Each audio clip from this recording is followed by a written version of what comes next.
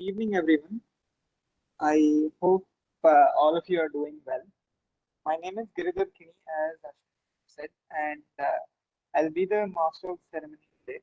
And I'd like to introduce our keynote speaker for today's session, Dr. Niranjan UC.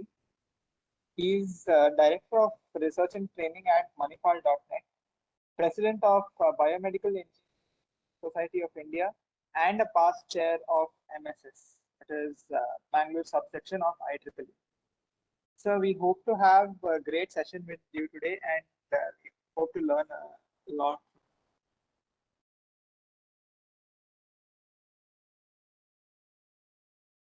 Thank you, Giridhar. Sir needs to be given presenter, right? Yeah. Good evening, all. I have a presentation right. I think I'll start. Thank you so much for having me here. It's my privilege to speak to the students of Kerala Engineering College, which is started by the late Ammimbala Subraya Rao Pai, freedom fighters of India. So I'm very happy to make a presentation today.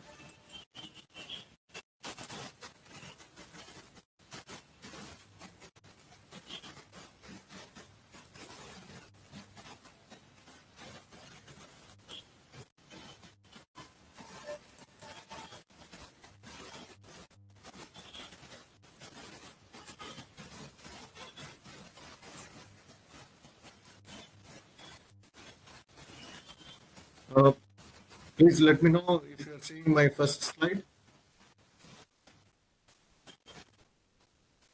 Yes, We sir. can see all of the slides. Okay. Oh, okay. Okay. One moment.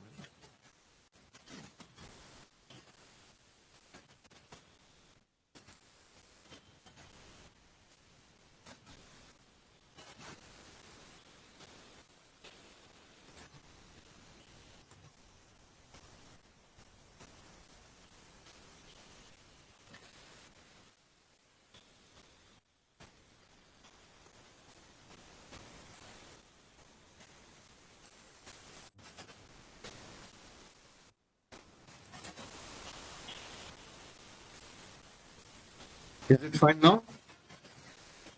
Yes, sir. Okay.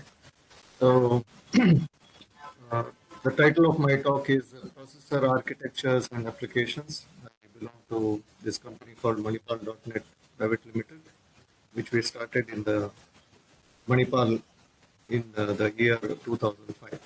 So, ever since our beginning, we have been working on many different types of processors and also developing some proof of concepts and prototypes applications for some of these semiconductor IC design manufacturers. So, whatever we have done during this journey, I would like to share it with you. I'll go to my next slide. Is it visible? Yes, sir. Okay. So, this is our building in Manipal Industrial Area. So, initially we started from MIT Incubation Center, and then we moved to rented premises in a place called Anantanagar in Manipal. And now we have moved to our own building about 7 or 8 years ago. And this is how it looks from the outside. And this is a picture which we took about 7 or 8 years ago when we were still housed in one of the rented premises. I'm sure you'll find some CEC students also, graduates, in this group picture. The gracious lady standing in the front is our chairperson, Mrs. Premali Bhatt. And, these are all talents from the local engineering colleges, graduates from local engineering colleges, who were all working for us and who continue to work for our company. We initially began with 3 people, and then today we have grown to about 100 plus engineers and science graduates in our company. So, as I said, the main agenda of today's presentation is MDN journey. So during this journey, what are the processors which we used? I will just touch upon that. What are all the creative aspects of building applications, exploiting, the efficacies and the architecture and, embedding the applications onto that processor such that we enhance the performance of the application. We get very good throughput. We accelerate the computations on the processor and so on. So I will touch upon some of those processors and also applications. I will conclude this talk with some of the key takeaway points from what we have learned during this particular journey. So the first processor on which we worked, we have all heard of processors such as CPU, which is Central Processing Unit. Central Processing Unit is the company which comes to one's mind is Intel and then AMD. It's, it has got certain architecture.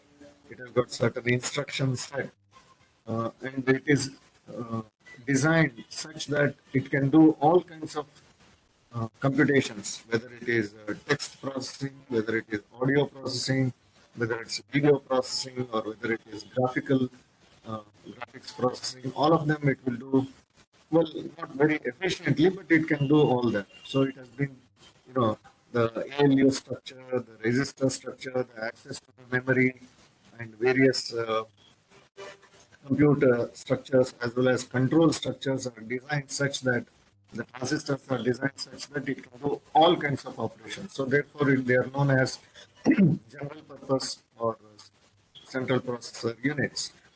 But if we have to use a processor for one specific task and our applications do not need all wide variety of applications, in such situations, it's better to go for a custom-made application-specific processor, or at least make use of a processor which offers you, to tailor-made applications, to run a tailor-made application on them.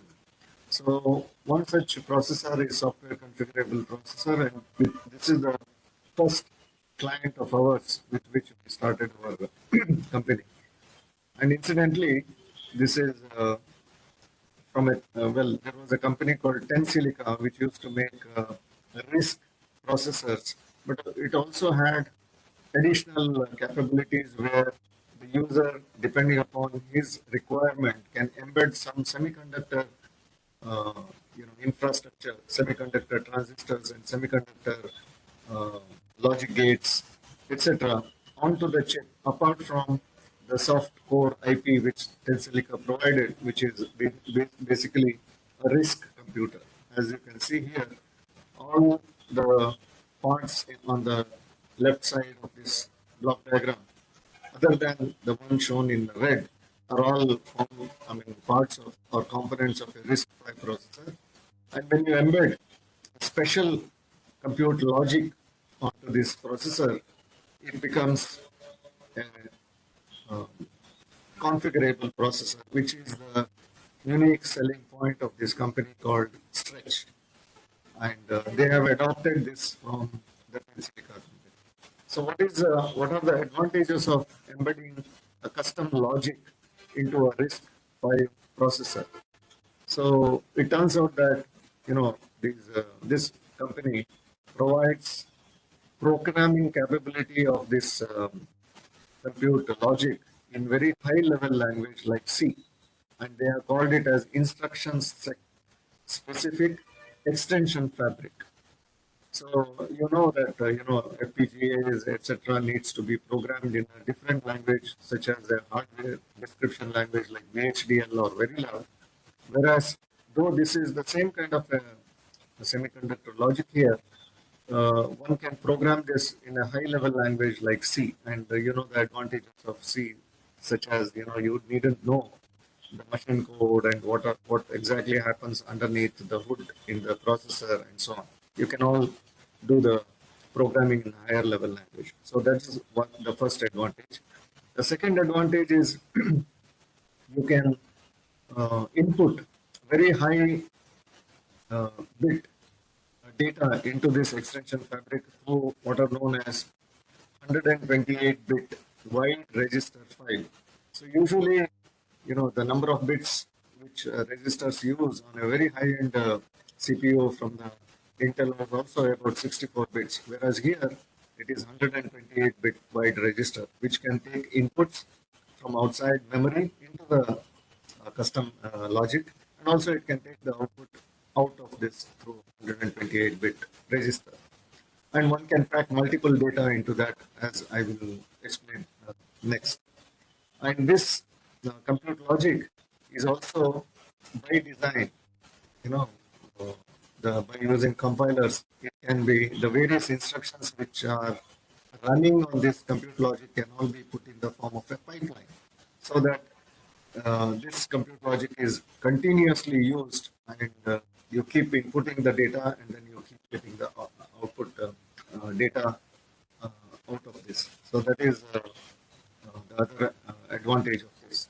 So here there is one example on the right side, which is RGB to luminance and chrominance conversion. So this video color conversion is a very specific application which is used in many video applications such as image compression, or it is video streaming, or video compression such as H.264 and MPEG-4 and so on. So what does this involve? It involves, the data, the three attributes of the data which comes from a digital color camera are red, green, and blue components of the scene. But all these digital video algorithms need these three attributes to be converted into another set of attributes which are known as luminance and chrominance values. And it turns out that this conversion is just a 3 by 3 matrix multiplication with these attributes RGB. But the only thing is, this needs to be done on all the pixel elements which we have extracted from the camera. So let us say that we have a high definition camera, and then, it will be millions of pixels it will be grabbing at the rate of 30 frames per second. On each pixel, color pixel, you need to do the 3 by 3 matrix multiplication. So it becomes computationally enormous, a huge number of computations. So how do we speed up that?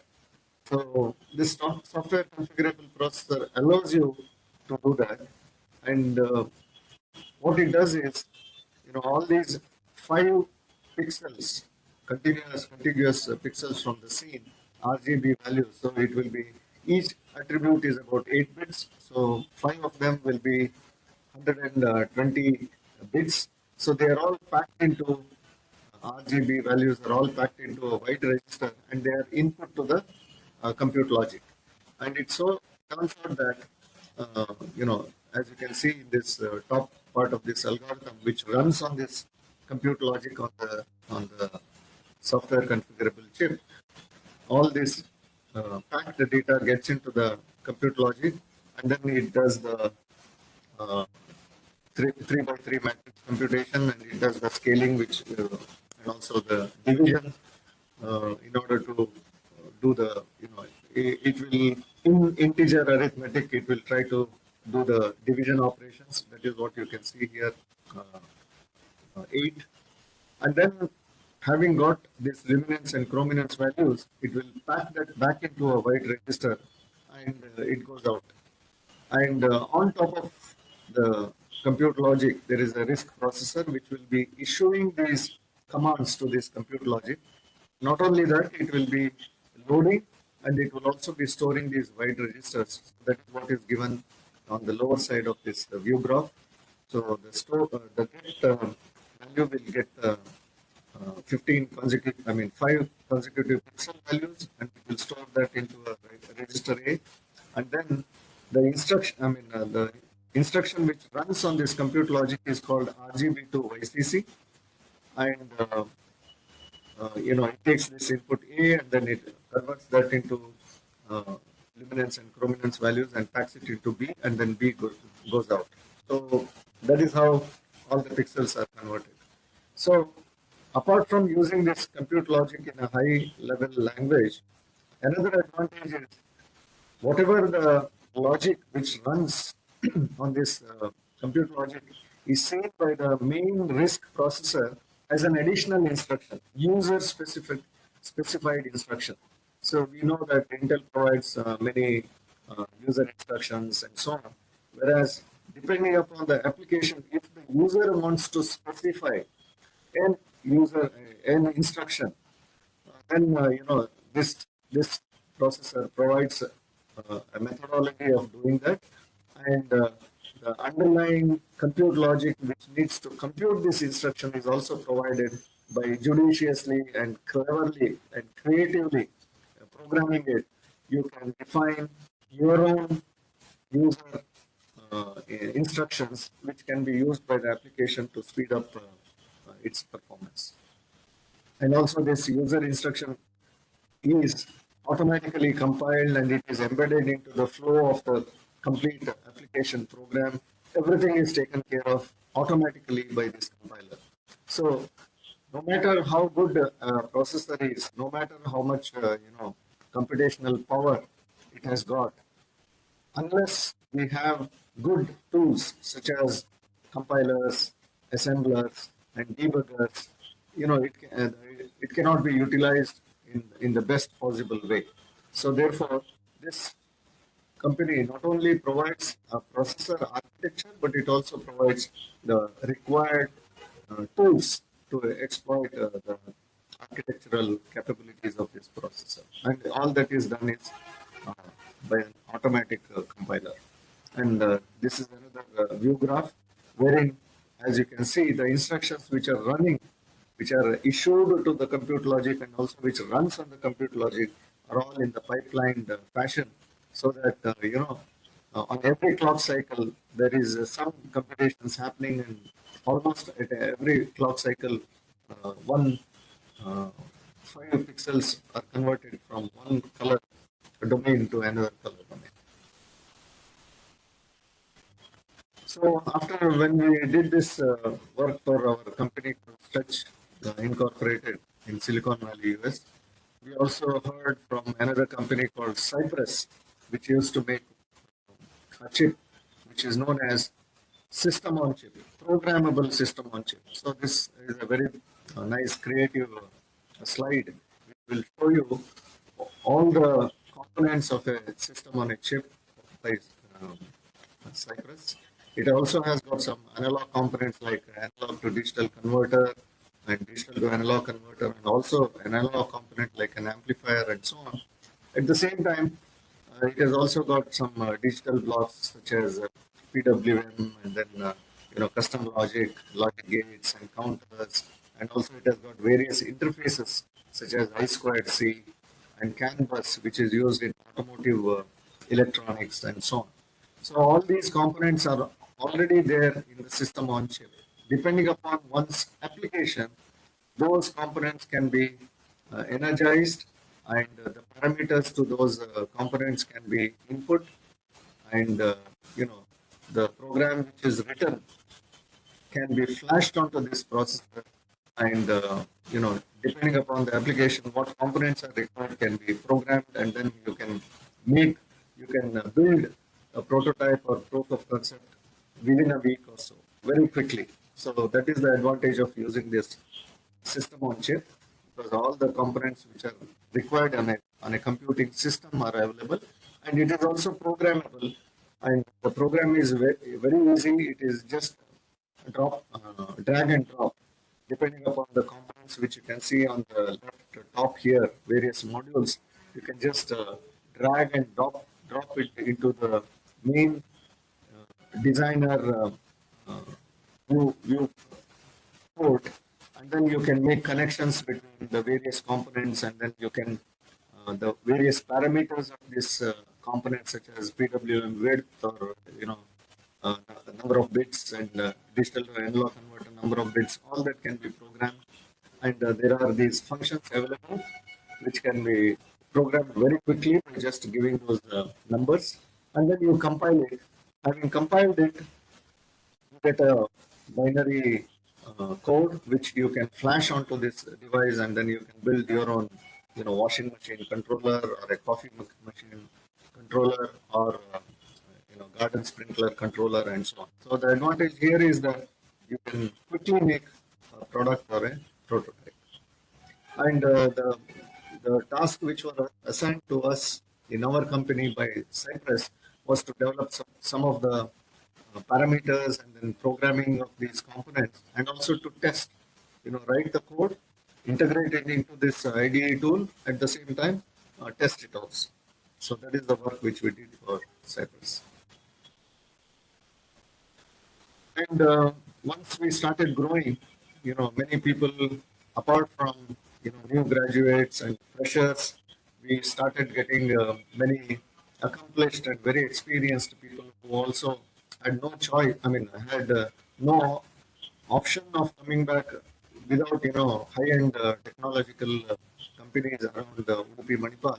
So many people joined us, and we have our CTO, Dr. Prashant Bhatt, who is a uh, who earlier worked in Yahoo in Silicon Valley, and is an alumnus of University of Southern California. Shrikant Bhatt, who is an expert in hardware, and he is our director of hardware technology. Nagaraj, who is an expert in FPGA programming, who used to work in Synopsys, has come back. Dr. Vinay Kumar, who is a PhD from Massachusetts Institute of Technology and an expert on computer vision.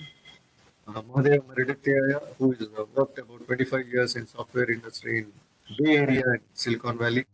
Stephen Rodriguez, who worked as a lecturer in NITK, also joined us during our early part of our journey. Shrikant Shana is an expert in databases, and he has written many textbooks also in computer programming. These are all some of our senior members of our board who work currently in MDA. And apart from this, we also, give our expertise to the local, you know, institutions. And for example, we volunteer our time and expertise for institutions like IEEE Mangalore subsection, which holds regularly conferences such as Discover. This is one such picture which was taken.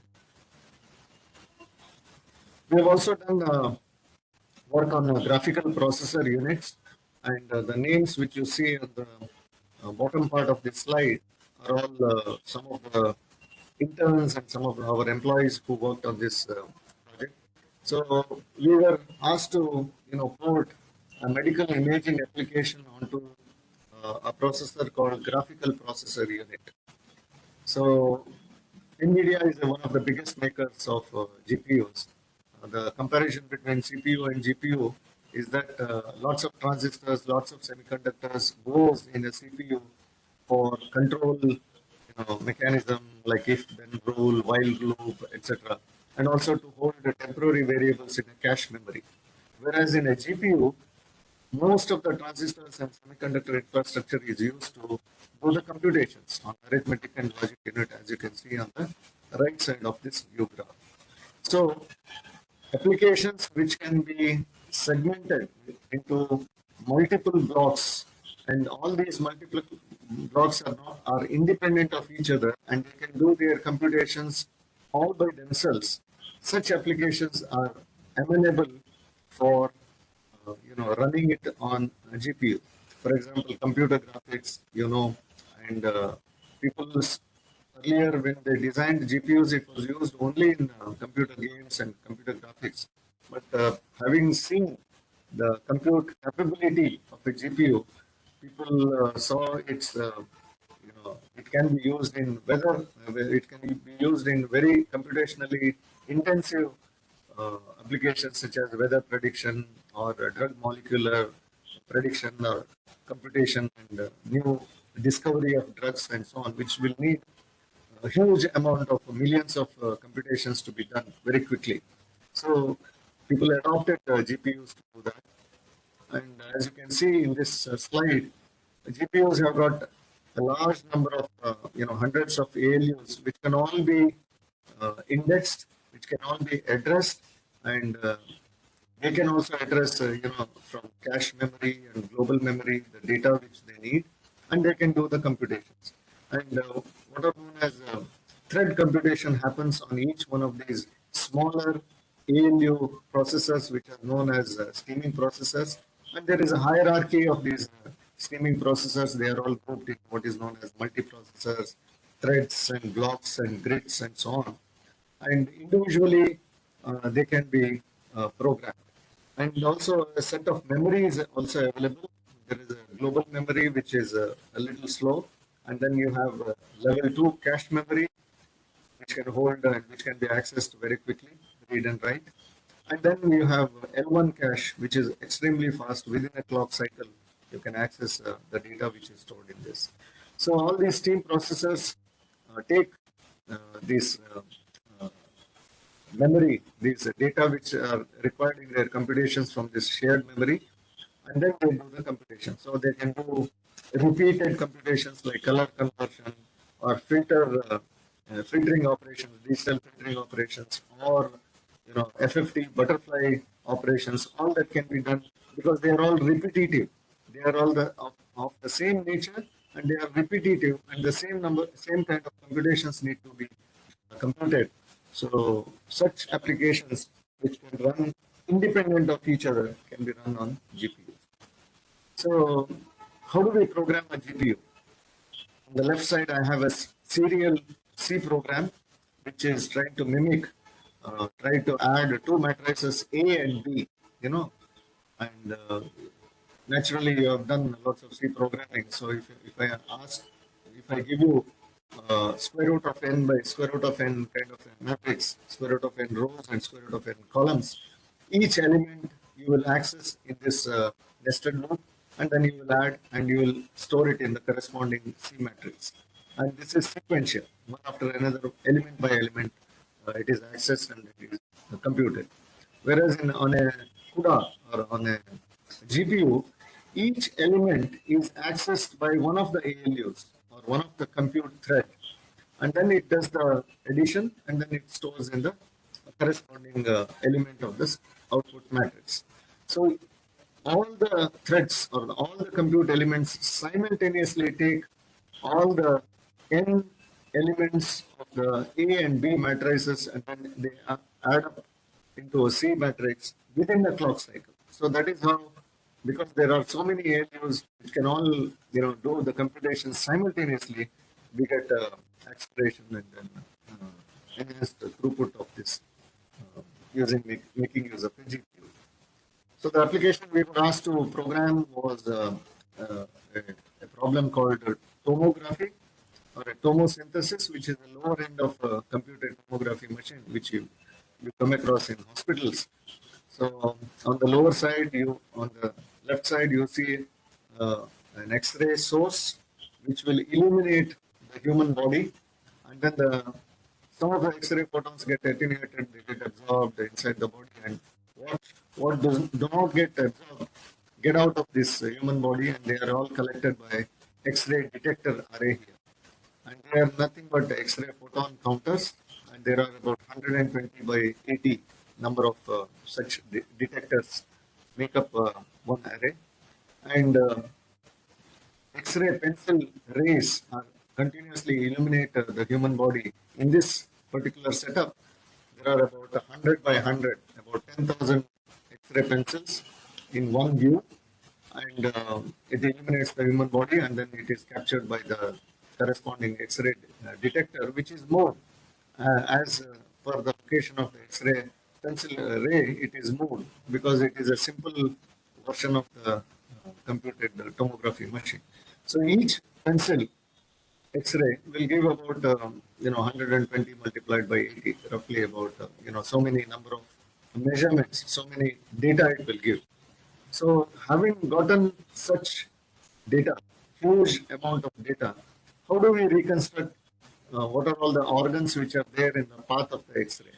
So there may be tissues, there may be organs, and there may be various other parts of the human body, such as bones and tissues and so on. So how do we convert this X-ray photons into visual information? How do we render that? And also at multiple cross-sectional places. So 32 different planes of such X-ray cross-sectional images can be is constructed, and the algorithm which is used to construct this is known as back projection. So these X-ray values or photon measurements are all projected backwards from the you can imagine that as from the detector back onto the human image plane, the human body, and then some kind of an interpolation of these measurements are done in order to get in order to convert these measured numbers into pixel values. So that is the problem. And if you convert all this into numbers, you will see that it's a huge amount of computations that are required. Though the computations are repetitive and it is just simple interpolation, but the amount of computation that needs to be done, and if it is used in real time, the cross-sectional view has to be done in real time at 30 frames per second. So it turns out that the data is coming at the rate of 30 gigabits per second, and the number of computations that need to be done is 1.5 tera operations per second. And also the read and write of the measurement data, and also writing of the pixels that are generated or rendered, it also turns out to be 245 gigabits per second. So it's a huge amount of computations. So GPUs are the best processors that are available in the market on which one can program this particular application. So we wrote, we tried many algorithms, and then as I said, this back projection turns out to be a simple interpolation, and it's a bilinear interpolation. And as you can see in this slide here, the measurements are all stored, are shown in the form of stars here, and the circles are all the pixels which are generated from these stars. So it is, depending upon how you project it backwards onto the image plane, which are the neighboring pixels to which you need to apportion these measurements is what this algorithm gives. So as you can see in this picture, there are these stars which are falling inside these you know, pixels which need to be rendered or generated, and then using some bilinear interpolation and distance from the pixel to the measurement, you convert that distance into a weight, and then you apportion that measurement into the neighboring pixels. So that is how you generate the image, and that algorithm is the back projection. And then there are two ways of looking at it. Allocating an ALU or a computational thread for each detector will do one kind of a solution. Another way of looking at it is giving one computational thread per pixel that we want to generate, and we want to generate about 1000 by 1000 pixel resolution, and at 32 such images corresponding to different cross sections. So that is another way of looking at it. And the second method of attributing a computational thread per pixel give us the best acceleration factor of about 5000 times as compared to running it on the CPU. And this is a phantom X-ray projection data, which when rendered into a picture using our GPU method, this is one of the planes. And as you can see, the arteries, and where uh, if there is a block, that is all visualized in this particular tomosynthesis application. I'll just come to the next application, which is an FPGA. See, these are all creative ways of doing. If it is just uh, hard brute force method of exploiting the architectural features of the processor, then we wouldn't get this kind of a acceleration factor. We have to cleverly, creatively think of how to map the problem into a solution space and exploit the architectural features, the register structure, and computational structure, and so on, such that the best performance can be obtained from that processor. So FPGAs are also field programmable. The key part here is programmable. So you can program it to suit your application. field programmable gate arrays. They are all logical gates and computational logical blocks which can be configured by a high definition language like Verilog in order to perform whatever the application computations the applications require.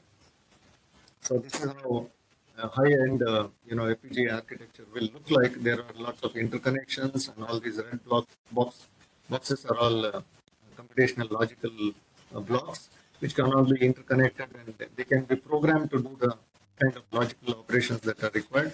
And the inputs can be taken to them through these external ports, and also the partial outputs or the final outputs can be taken out through those ports. So the problem that was asked by this FPGA manufacturer to solve by MDN was a problem called fisheye correction.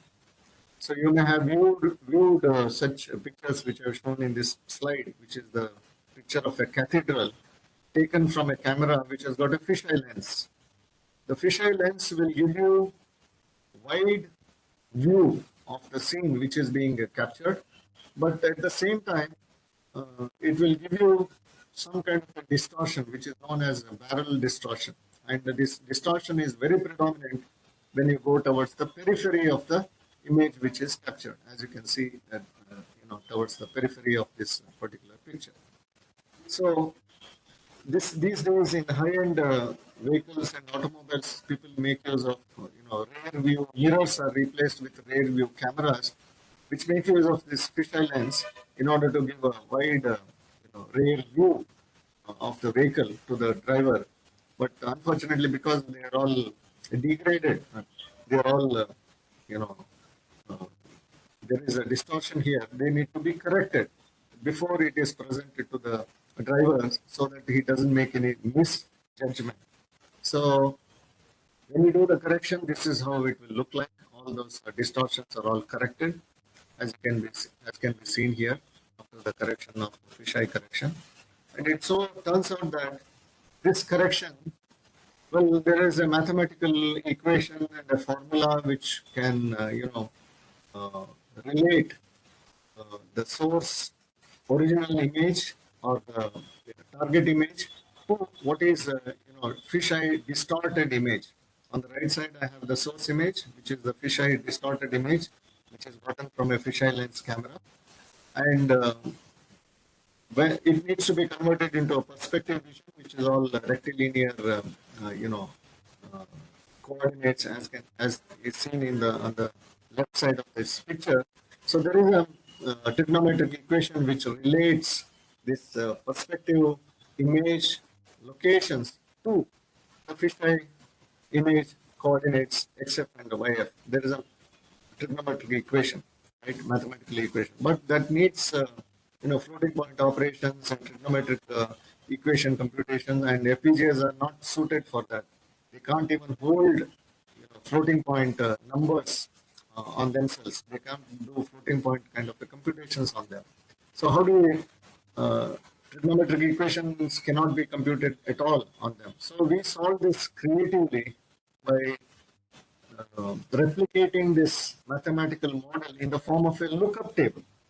So as you can see, the XF and YF, which are all float numbers, are all stored on the lookup table in the form of integers, as can be seen on the left side, XP and YP, right? So given the source image, so when we want to do the fisheye correction, we go to all the perspective locations, X and Y locations, coordinates of the picture, and then we find out where is the fisheye lens coordinate which is equivalent to this particular destination or the target pixel.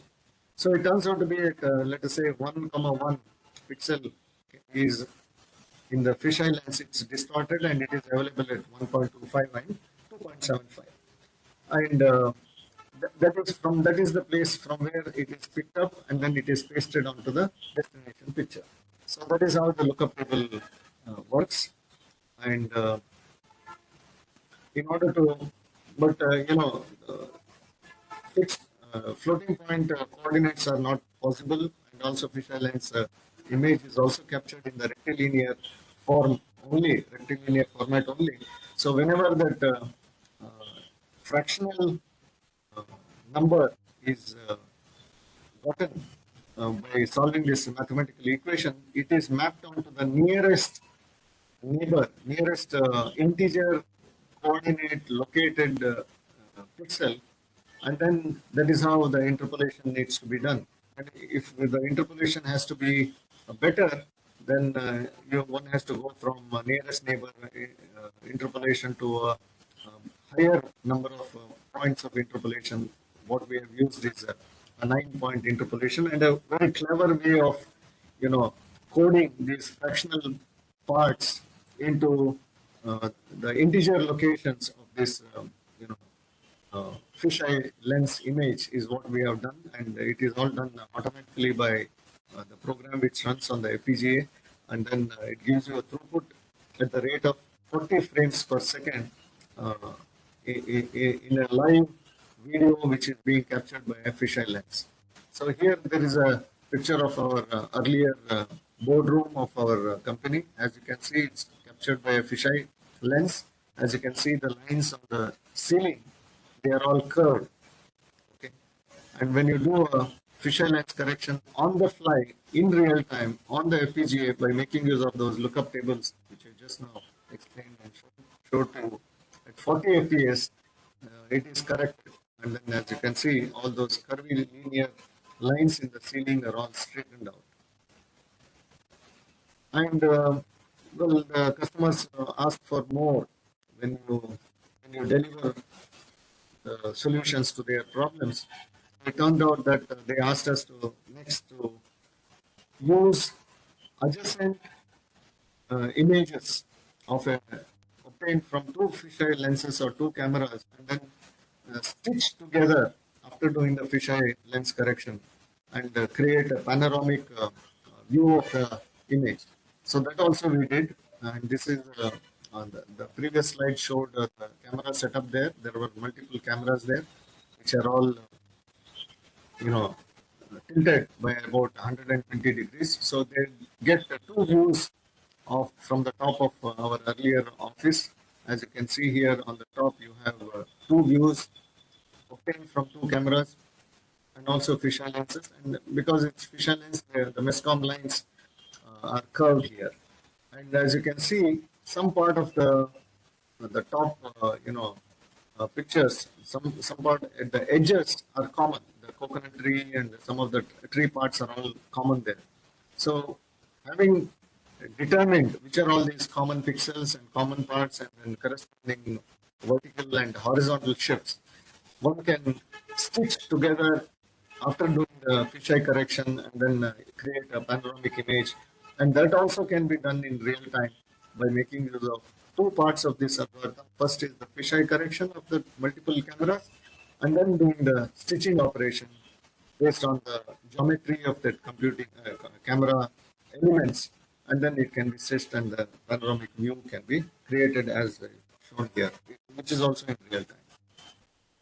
And all this is programmed on an Altera Cyclone 3 FPGA, and it not only needs this fisheye lookup table correction, but it also needs to control the video cameras, and it has to grab the video frames, multiple video frames. It has to store that into DDR SD-RAM, and it also has to access it, and also it has to do correction based on the lookup table.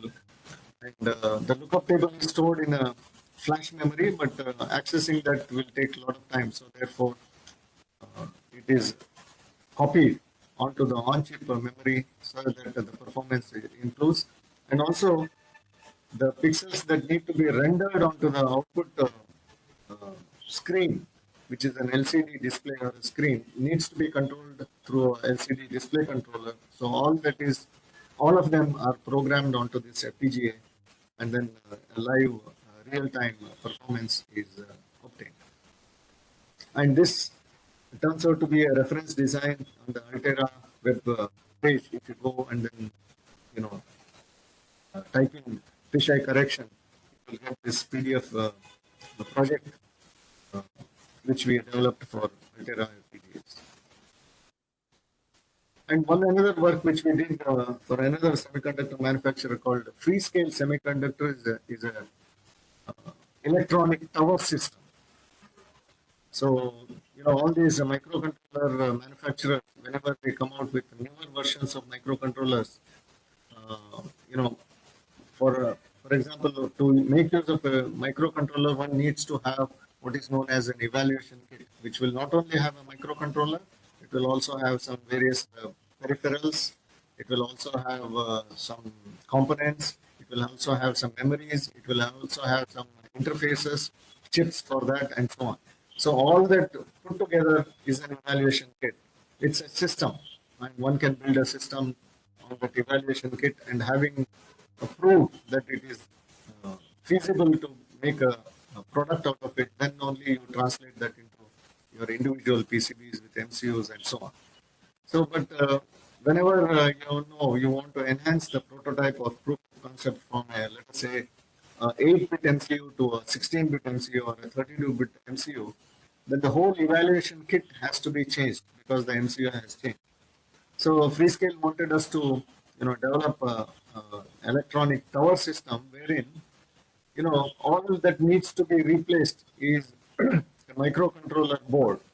And this is an electronic system which is like a three-dimensional tower, a building of an electronic system where the different boards can connect to different boards in the tower system by these vertical boards which are known as elevator boards, which are also PCBs, which have also got some buses and then lines which are running vertically through these vertical boards. And these processors, all the lines and buses and address buses and data buses, they all go and terminate uh, horizontally onto these vertical uh, boards through uh, through these contacts which are known as PCIe contacts, which are low cost, and four of them are there on each one of these elevator board, and they are all these lines run vertically from one board to another, and these boards are all different modules of these boards. One is computing board, another one is all memory board, one is a Wi-Fi board, one is all different types of peripheral board, and another one is peripherals like Ethernet and CAN bus, I2C, etc. So all these functionalities can be grouped into modules, and they can be put on a single PCB, and which can all be connected to this electronic tower system. So this is how an elevator board will look like. As I said, it's a PCIe connector, and all these horizontal floors of these electronic boards will all connect to these vertical lines, and these buses all run through them, and interconnection happens, and then you can program it according to your requirement and application. So the essential idea here is reusage of some of the peripherals and memory devices, etc. Instead of just throwing that when you migrate from one microcontroller to another microcontroller, and also because this tower system has got all components that are required to make a system, so one can develop a prototype of a proof of concept very quickly. So this all outside of this elevator board, it has also got a touch screen LCD display on which different menus, different demos can also be run, and there is a big user group which programs such tower systems, and then such programs can also be accessed and can be run on the tower system by selecting that on the touch screen LCD screen as shown here. And if one has a custom electronic circuit which needs to be embedded into this tower system in his prototype development, that there is a board which is called a prototyping board, which on which his custom made electronic circuits can be developed, and it can be interfaced to the tower system as shown here. So incidentally, in 2010, people, embedded systems programmers from all over the world voted to decide as to which is the most innovative product of that particular year. And it turned out to be that the Freescale electronic tower system, which we developed in collaboration with Freescale Semiconductors, and we won the most innovative award for this product. And these are some of the other IoT and digital dashboard, which is used in a vehicle or an automobile, and power meters and energy meters, all digital energy meters, and various FPGA boards which we have developed, which we showcased in Indian Semiconductor Association 2012 exhibition space. This is another project on which we are recently working, which is called, these days, all this computing happens in the cloud. So all this data which is gathered from various edge devices such as a temperature sensor or a humidity sensor are all collected and processed on a cloud, and then the control signal is delivered back to the edge device to control, let's say, a television or a refrigerator or a air conditioner. So in this application which we are developing, there are two edge devices here, which is called a sensor unit on the right side, which senses the air temperature inside a room and also air humidity. There is a temperature and a humidity sensor. It is sensed and it is sent to the central location on a cloud. AWS cloud is what we have used, and it stores every minute. It measures this, senses this data, and then it stores. And then, depending upon the temperature and humidity and various, fan speed, we control the air conditioner which is present in the room, and also remotely we control the speed of the fan, the ceiling fan, which is controlled through a remote controller. We rotate it at different speeds, and we also control the compressor speed of the air conditioner such that the user always feels comfortable without the temperature going too low or without the temperature going too high. If you have used conventional ACs, there is no way of keeping the user at a comfortable position at a comfortable temperature. The temperature either goes too low and then you put it off, and it goes too high and then you put it on, and so on. So that is avoided by this energy cloud system, which will continuously make measurements of the room temperature and humidity, and also the fan speed, and it will control the air conditioner and the fan such that the temperature profile of the user, which he inputs once in a while, a machine learning algorithm is used to keep him always comfortable. So this application can be, it's a self-learning, because based on the feedbacks which the user gives, it will learn what is the temperature and humidity at which the user is comfortable. It saves energy, which we have seen in our pilot study, and it can also be used in the smart grid kind of applications in order to, put on the washing machine, in order to put on the refrigerator whenever the power tariff is low. And we have made these edge devices using Arduino components and also ESP32 MCU chips. And we have used Python central server code using Django, and we have used AWS cloud services for this. So this is we have the basic foundation on which this working of this device rests is what is known as percentage or percentage mean vote. That is, people from all over the world have given votes as to at what temperature they feel comfortable, at what temperature they feel it is very hot, at what temperatures they feel it is very cold. So all such votes have been taken, and then a huge database is made, and a collective graph is drawn. And as I can show here, and the votes are given to that. A zero vote is where most of the users are comfortable, and the vote of -1 says that the users are feel slightly cool, and -2 is more cool, and -3 is completely cold, and +1 is they feel warm, and then +2 is more warm, and then +3 is very hot. So this tabular data is available, and it can also be computed using application processor, interface functions also. It's a function of room temperature, humidity, and what is called the mean radiant temperature. In an AC room, the equipments will also, after the running of this AC for a while, they will also start radiating some temperature. So that is captured by this variable called MRT, fan speed, and metabolic activity of the user. So people who have got highest, more amount of metabolic activity will find it hotter at, will find it hot at 27 degrees or 26 degrees. For them to feel cool, the temperature has to be really low, like 24, etc., if their metabolic activity is high, vice versa.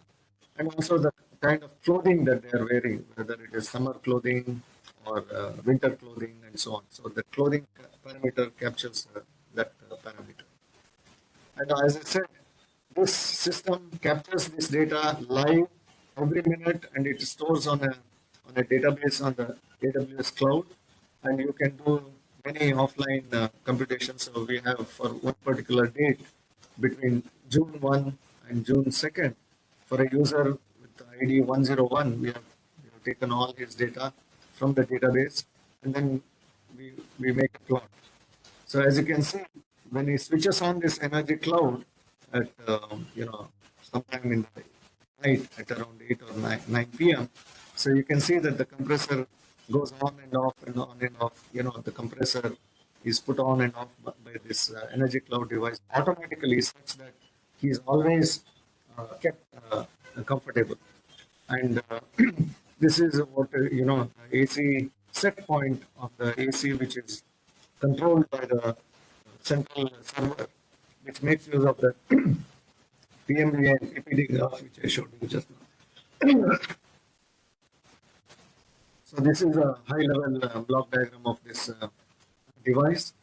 These are the edge devices on the left side. You have the AWS IoT core functionality, which makes use of MQTT, which is like our SMS protocol, subscribe and publish protocol. That is what is used. And we have built this whole system using Django Python server. And there is a database where all the data is stored. And also there is a dashboard where the user can see what is the current temperature and humidity of the room, and what is the speed at which the fan is rotating, and so on. So we have used Amazon EC2 AWS cloud here. And this is how the edge devices communicate with the server using MQTT. So this is the dashboard. The user of the energy cloud gets a dashboard here, and these are some of the modes in which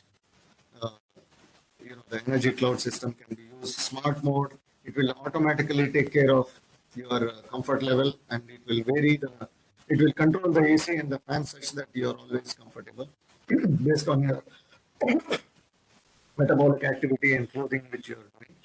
And night mode, because at night mode the metabolic activity falls, so the temperature has to be risen a little bit. And if one chooses night mode, it will automatically set the AC such that he's kept comfortable and he needs to get up and then switch on or switch off the AC and so on.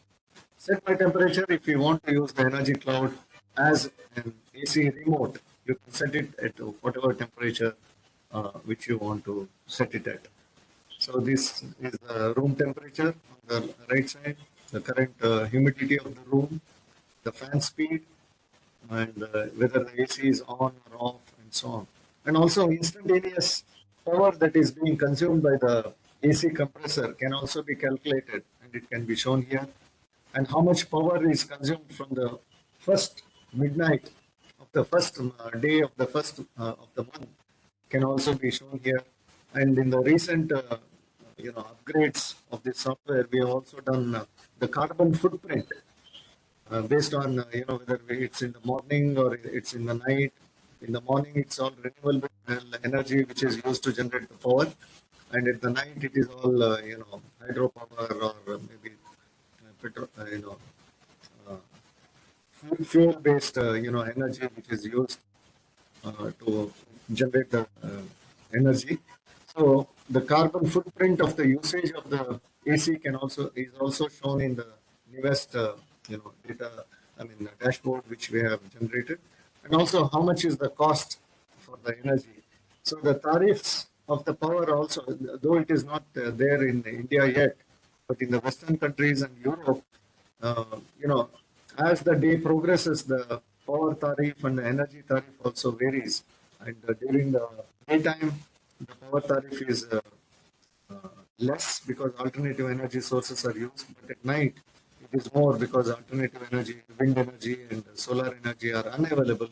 So at that time, the power tariff goes up. So that can also be viewed, and it makes use of carbon footprint computation based on that. So the database from this presentation is, the processors can be fixed point or floating point. I mean, most of the embedded processors are all fixed point. So it is a creativity of the programmer which comes into play here, and how does he port or exploit this architecture such that he gets the best possible output from the application. So depending upon the application, the specific processor can be used, and then it can be programmed accordingly. And processor is as good as the tools that are available to program the processor. So as long as the tools are good, the processor architecture can also be exploited to the maximum extent is what I want to say. So these days, if you want to build a complex system like a Netflix, it is not one vendor who provides all the solutions. For example, Netflix is a video streaming application where the content is all provided by TV shows and movies. Netflix stack, which also resides on AWS, like our application which I just now talked about. All this controlling mechanism, all this server, streaming server, subscription and etc. All that information is stored on a AWS stack, and distribution happens on the internet through some distribution networks like Limelight and Akamai, and the playback of the watching of the movie and then program, news program, etc. happens on third-party devices like PC monitors or TVs and so on.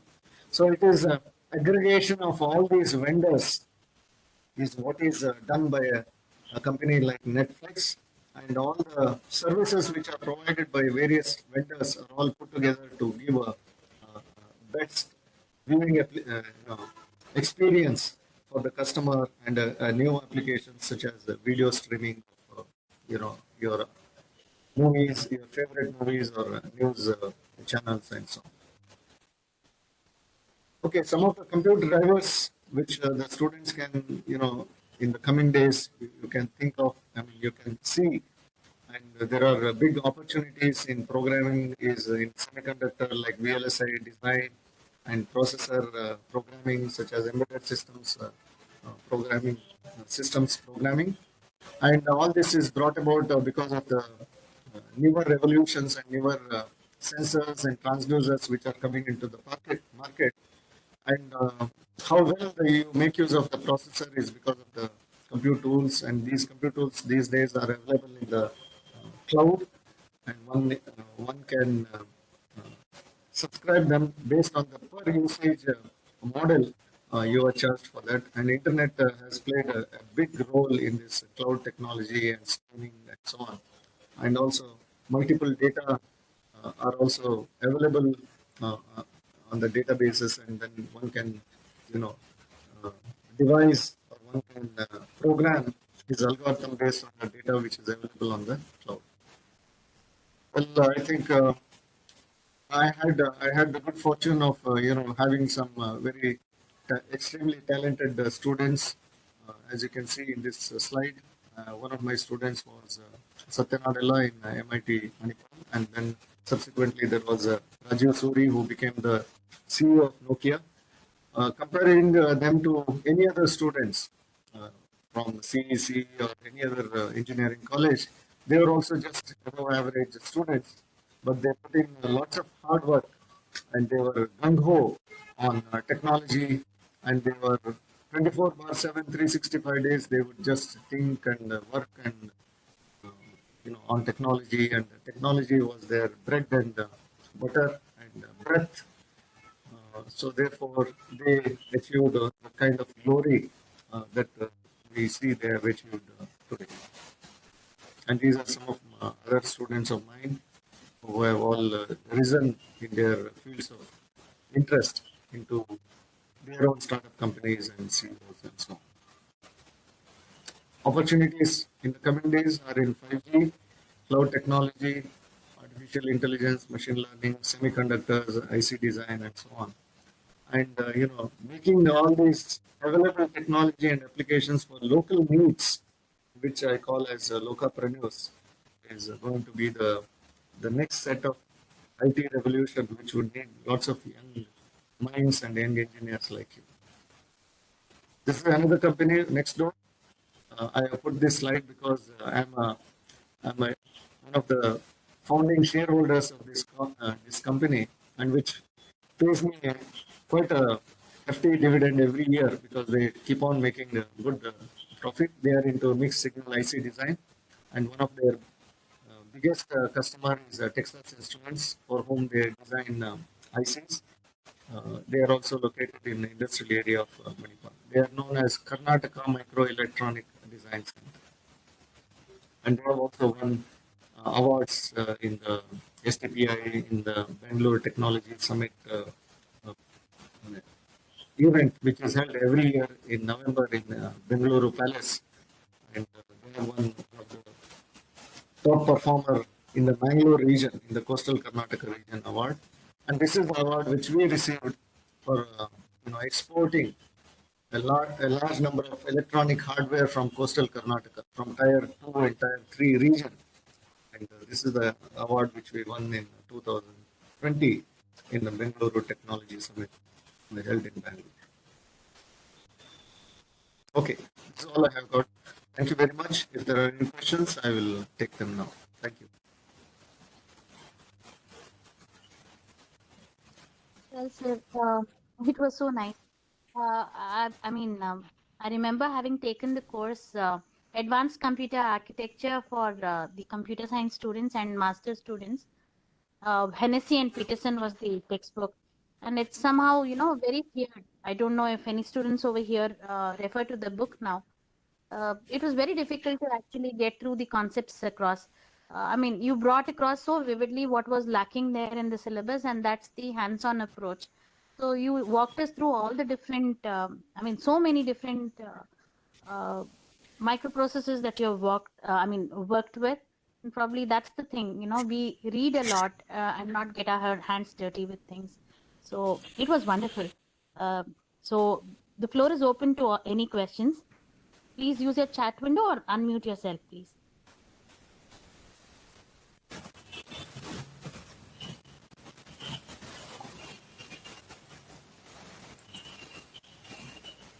Am I audible?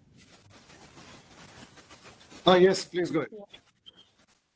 Yes, sir. So I want to ask, similar to the air conditioning system that you spoke about for IoT, would there be a possibility for refrigeration systems to be designed the same way? Yeah, definitely. A good question.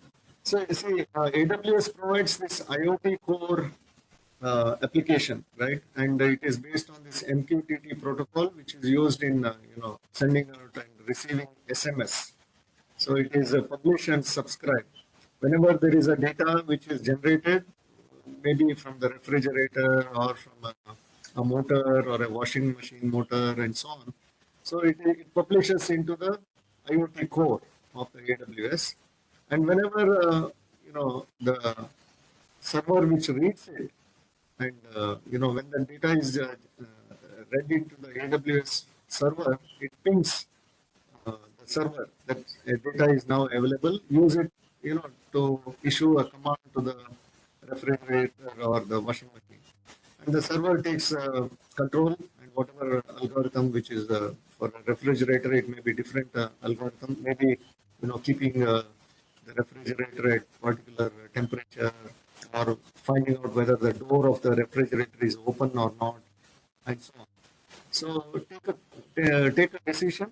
The algorithm will take a decision, and then it will once again publish that particular command, uh, so that the edge devices, which are all subscribing to that particular command from the server, will get notification, and once that command is issued to them, they will take the appropriate action based on that command. For example, in our case, we were issuing commands to control the compressor running.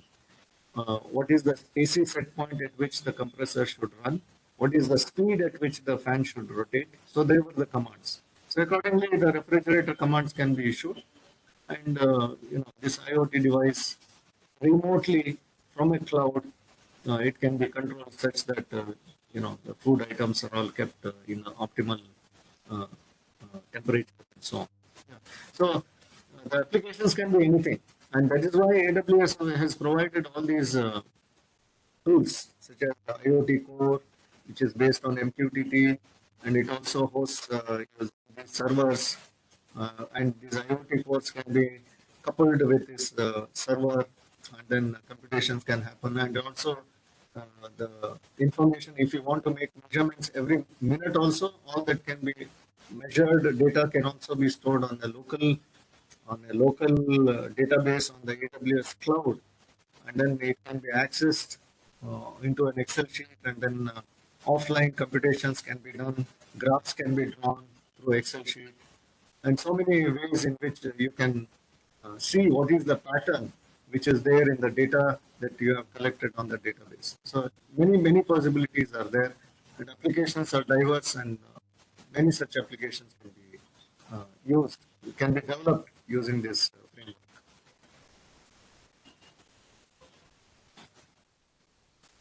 Sir, this is probably wrong of me, but still, I want to request you to kindly share some ideas that you think that we as faculty or as students can actually work on, which can have an impact on people around us, maybe, even in a small way, but something that can have a large impact because of the, amount of times it's reused. Can you suggest any such kind of a small exercise that we can take up by way of maybe microprocessors or any other? Yeah, the best possible, easiest possible way is what I see is these days everybody has smartphones, and such edge devices, and AWS and kind of GPS kind of thing can be used. I remember in the Bantakallo, people had developed using edge devices which were all placed in local buses. So these students wouldn't get to know as to when the buses will arrive. So so they they subscribe to that app on their mobile phone, and these edge devices which will keep recording their positions, and then they will also keep informing the AWS cloud as to where they are located currently. So that information is visible in real time on their apps on the mobile phone, so they will know as to when the bus is coming and where the bus is located. Maybe after how much time will it come, so that they can take that bus and go. Especially for colleges which are located in remote places like your Benjanapadu CEC. So this can be useful, is what I see. And yeah, some such applications can be thought of, and I see that lots of dairy industry is also around you in Benjanapadu. So how much is the collection of milk in that particular milk corporation this day today, so that the inventory etc. can be thought of by the milk processing units, Nandini milk processing unit, and something can be projected as to how much will be the milk powder production in this particular month or subsequently, and so on. And also you can look back and then see during monsoon how much it was, during other time how much was this, some kind of a data analytics from the data which you have collected from these edge devices. Yeah, I'm sure many of these milk corporations are also making use of many devices. Maybe they are all digital. Maybe they are not cloud connected as of now. But if you have access to cloud connection with 5G and all that, so they can all be connected through 5G onto the cloud, and such, you know, uh, socially productive, community-oriented projects can be thought of, is what comes to my mind immediately.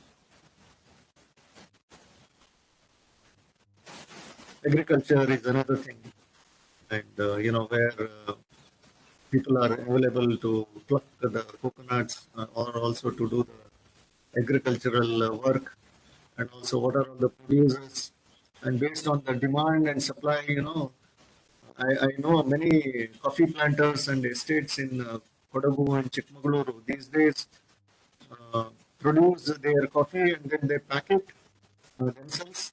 They have some small organically grown coffee uh, beans and then powders, and then they have live market who contact them because he is sure that it is organically grown and no pesticides and no fertilizers are used, and it's healthy, and it is packed properly, and it becomes a luxury item, and then you can charge premium for that, and that is how many small vendors are there these days doing such organic agricultural farming, which is all enabled because of cloud technology and 5G communication revolution that we witness all around us now.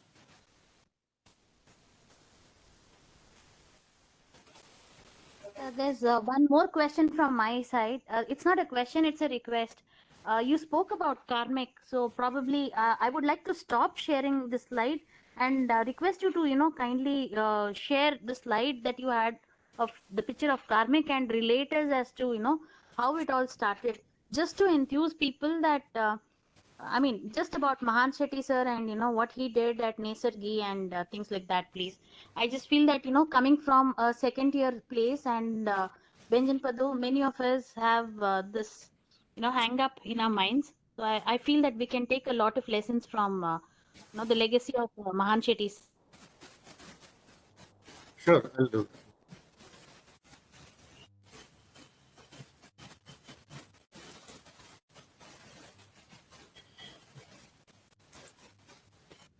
I feel that Professor Yusian would be the best person to talk about um, Karmik and Dr. Mahan Shetty, who started this industry that he called as Karmik, Karnataka Microprocessors. No, I got it wrong. Anyways, it has a very interesting history. Is this slide visible?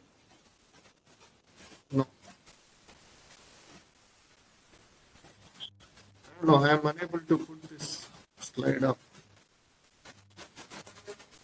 I have given the presentation, right? Yeah. No, well, I see this share here, but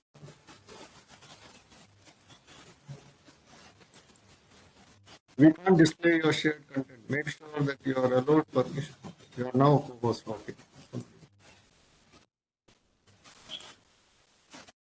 Make sure that you have allowed permission to share content and then try again. Just a minute, sir.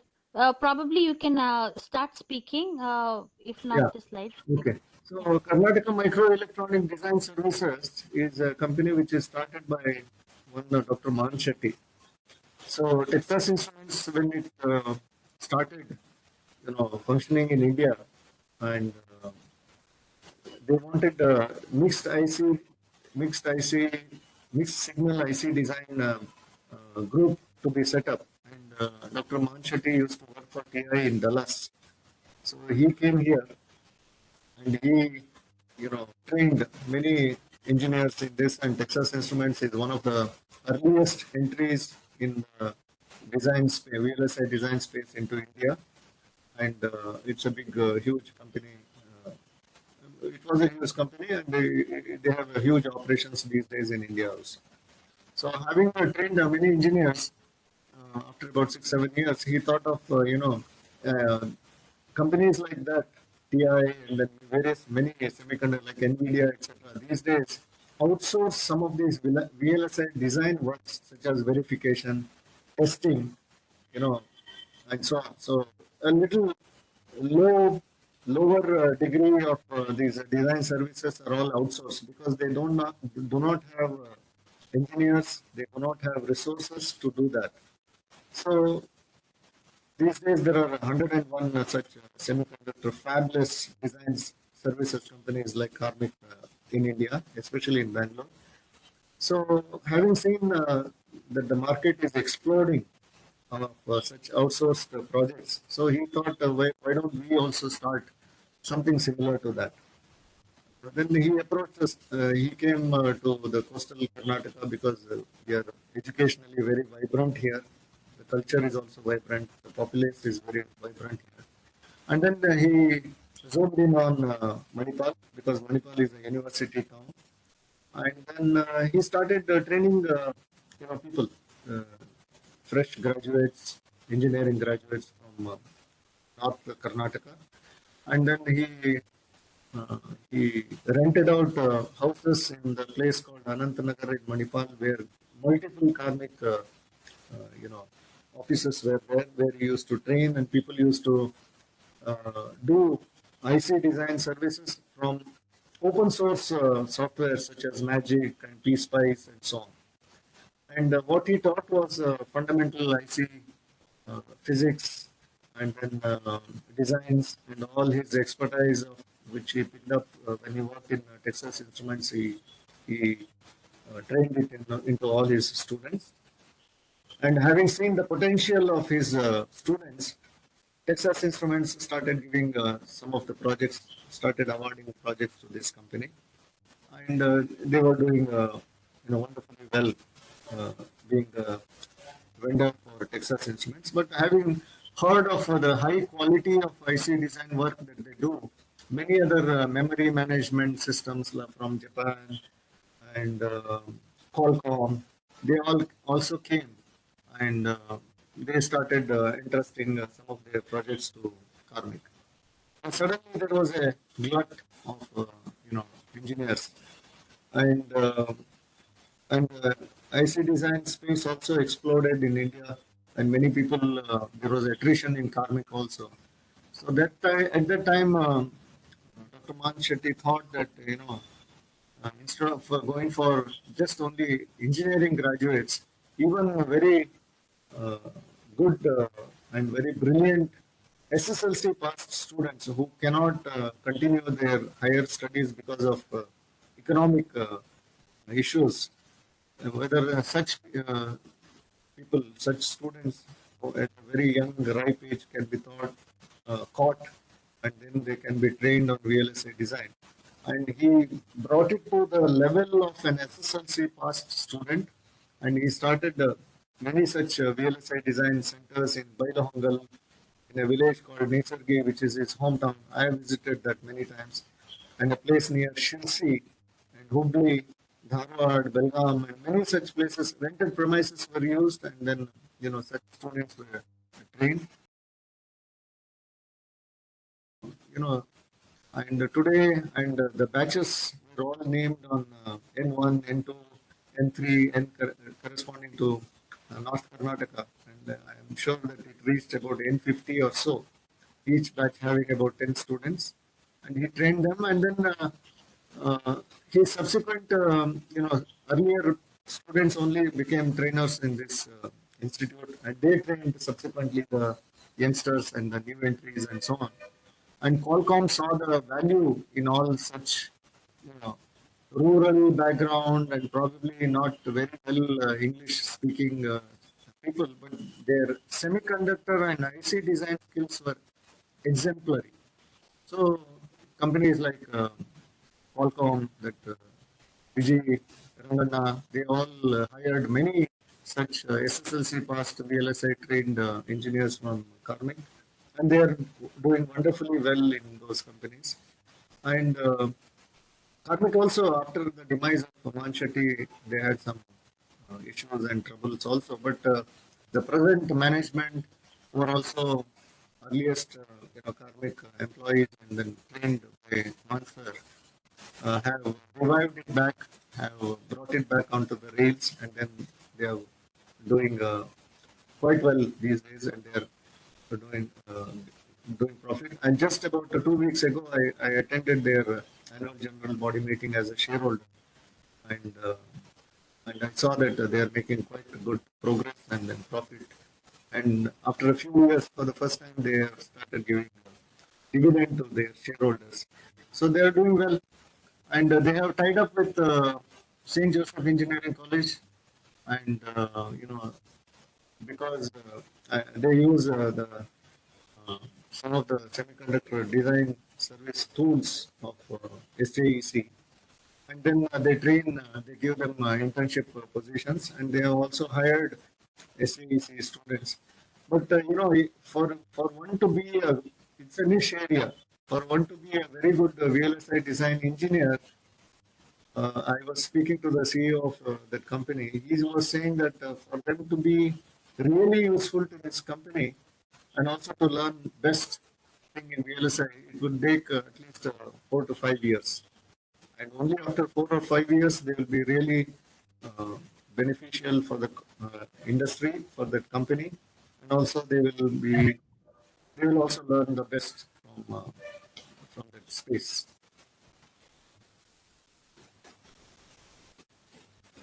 Thank you, sir. Well, I take this opportunity to call upon another young volunteer from CEC. Aditya, the podium's over to you, please. Without much ado, we have come at the last phase. Good evening, everyone. I am Aditya P, an IEEE student volunteer from Electronics and Communication Department. I deem it is a great pleasure to render my gratitude to all people and entities who made this event possible. It has been an honor to be a part of this wonderful event that was thankfully recorded for the benefit of all those who wish to see. On behalf of my organization, Canara Engineering College, my student branch, and its volunteers, I would like to extend my heartfelt gratitude to our esteemed guest, Dr. Niranjan UC. It was a very nice to get a very different perspective of microprocessor architectures as regards to image and multimedia. Thank you, sir. A wide round of applause and thanks to all the participants who made the event successful. I would like to thank Changappa sir and Bangalore section for having provided the resources for recording and having this virtual lecture. I thank all of you present here for making the time, and I wish every success to all of you. Thank you so much. Kindly accept this small token of gratitude on behalf of all of us, from not only from Canara Engineering, but also the Women in Engineering Bangalore section, as well as the Educational Activity Committee. Thank you so much for making time for us today. It's been wonderful. Thank you, Professor. Thank you all. Thank you.